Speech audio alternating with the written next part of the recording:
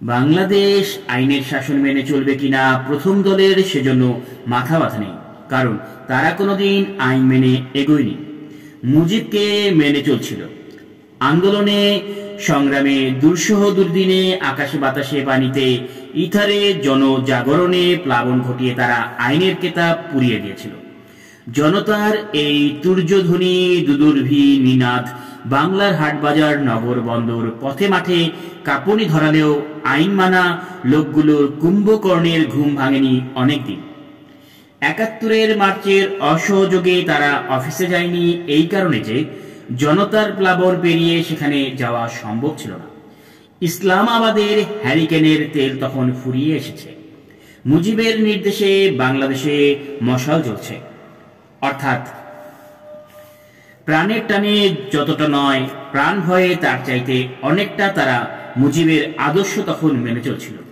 লক্ষণীয় যে মার্চ মাসের বাংলাদেশ শাসিত হয়েছিল আইনের শাসনের বন্ধন মেনে নয়, মুজিবের নির্দেশ মেনে।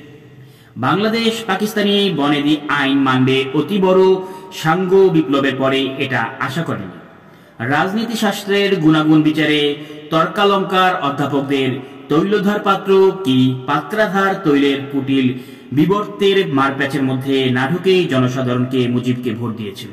তাদের বিশ্বাস ছিল মুজিব যেটা বলেছে সেটা কল্যাণের, পণ্ডিতের নথিপত্রে যেটা লেখা রয়েছে সেটা বিতর্কের, আর বিতর্কের ঔরসে জন্মদ্বন্দ্বের, দ্বন্দ্ব থেকে কলহের সূত্রপাত অনৈক্যের। মুজিব সব বিতর্ক দ্বন্দ্ব কোলাহলের ঊর্ধ্বে, বাঙালি জাতির ঐক্যের প্রতীক তিনি। তাই মুজিবকে পাকিস্তানের কারাগারে রেখে যেদিন স্বাধীনতা এলো সেদিন জনতা রব তুল্য স্বাধীনতা পেয়েছি ভালো কথা, এখন ওই স্বাধীনতার নবজাত শাবকটাকে বাঁচাবার জন্য মুজিবকে চায়। তাদের দৃষ্টিতে মুজিববিহীন স্বাধীনতা হলো কুলহীন দরিয়ার মাল্লাহীন তরীর মতো।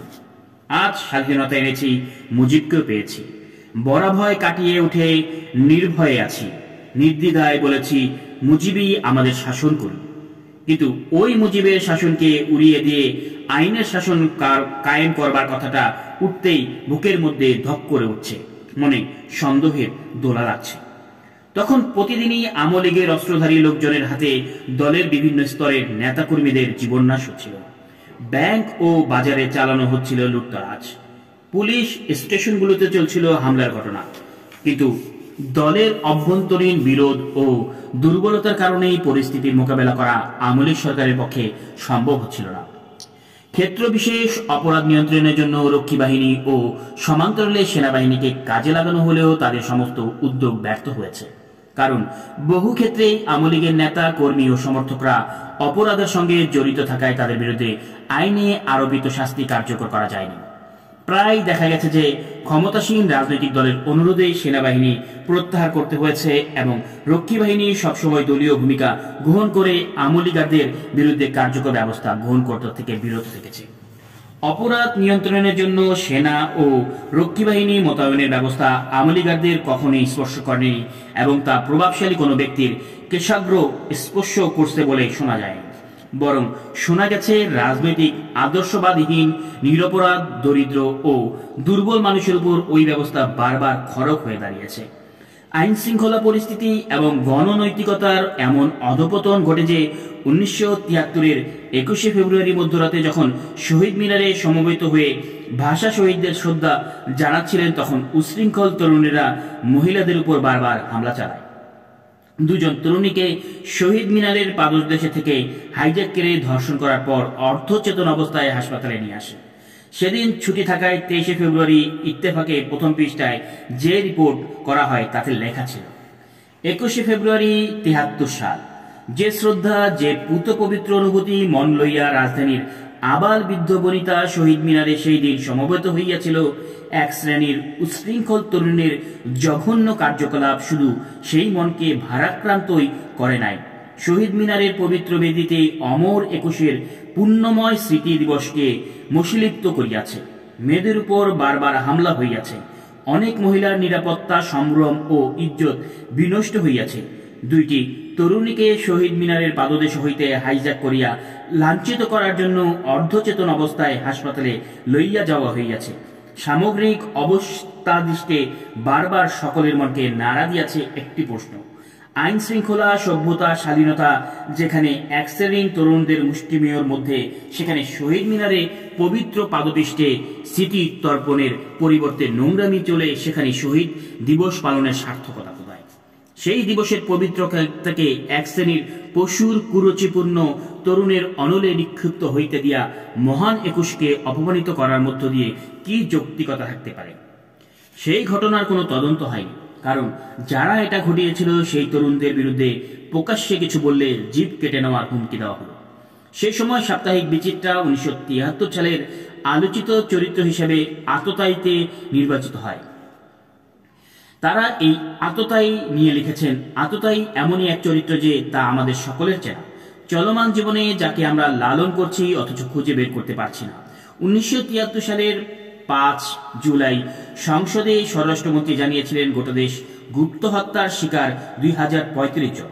গত 6 মাসে 60টি থানায় হামলা হয়েছে। অধিকাংশ ক্ষেত্রে এই থানাগুলো লুট হয়েছে। এর সঙ্গে ব্যাংক লুট থেকে হয়েছে প্রায় 49 লক্ষ টাকা। শেখ মুজিব অপরাধের শাস্তি প্রদানের ক্ষেত্রে কঠোর হতে চেয়েছিলেন, কিন্তু বহু ক্ষেত্রে রাজনৈতিক তদবির কিংবা আত্মীয় স্বজনের প্রভাবে অপরাধের পর্যন্ত পর্যাপ্ত শাস্তি বিধান সম্ভব হয়ে ওঠেনি। এমনকি চোরাচালান রোধ ও বেআইনি অস্ত্র উদ্ধারের জন্য সেনাবাহিনী তলব করেও সহসাই নিজ দলের নেতাদের চাপে তিনি তা প্রত্যাখ্যান করতে বাধ্য হয়েছিলেন। শেখ মুজিবের ভাগ্নে শেখ ফজলুল হক মনির সঙ্গে সিপিবির ঘনিষ্ঠ যোগাযোগ ছিল এবং মামারুপে ভাগ্নের প্রভাব ছিল অপরিসীম। শেখ মুজিব যেহেতু রাজনৈতিক চিন্তাধারার চেয়েও ব্যক্তিগত সম্পর্কের উপর অধিকতর গুরুত্ব প্রদান করতেন, সেহেতু শেখ মনির উপর সিপিবির আস্থা ছিল বিশেষভাবে তাৎপর্যপূর্ণ। ইতিপূর্বে সিপিবি তাজউদ্দিনের উপর বিশেষভাবে নির্ভর করে এলেও পরবর্তীতে তাদের দৃষ্টি শেখ মনির উপরই গভীরভাবে নিবৃত্ত হয়। সাময়িক কিছু মানবিবাদ তিক্ত তা বাদানুবাদ কিংবা কোন্দল ছাড়া ন্যাম মোহাম্মদ সিপিবি আওয়ামী লীগের পক্ষে কোনো ত্যাগ করেনি। সেই সময় সোভিয়েত রাষ্ট্রদূত ফমিন পরিকল্পনা কমিশনে এসে বলেছিলেন, শেখ মুজিব খুবই দয়ালু ও দুর্বল, প্রয়োজনীয় সিদ্ধান্ত গ্রহণে ব্যর্থতায় ভোগেন। তার মতে শেখ মনি ছিলেন সেই ব্যক্তি যার নেতৃত্বের গুণ যেমন আছে তেমন আছে কঠোর ও দ্বিধাহীনভাবে সিদ্ধান্ত গ্রহণের ক্ষমতা। তাদের পরামর্শ ছিল শেখ মনিকে রাষ্ট্রের দ্বিতীয় ব্যক্তি হিসেবে প্রতিষ্ঠিত করা।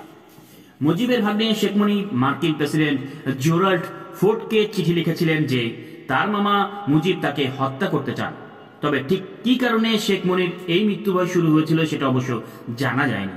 স্বাধীনতার কয়েক বছরের মধ্যে দেশবাসীর উন্মুক্ত আশা আকাঙ্ক্ষায় ভাটা পড়তে থাকে। স্বাধীনতা তাদের মনে যে প্রাচুর্যের জায়গা তৈরি করেছিল তা মিথ্যা হয়ে যায়। 1975 এপ্রিলে ভিয়েতনাম যুদ্ধ শেষ হবার পরে আনন্দ মিছিল হচ্ছে ঢাকায়। পাশ দিয়ে যেতে যেতে একজন রিক্সাওয়ালা জানতে চাইছে আরোহীর কাছে, কি হয়েছে ভিয়েতনামে?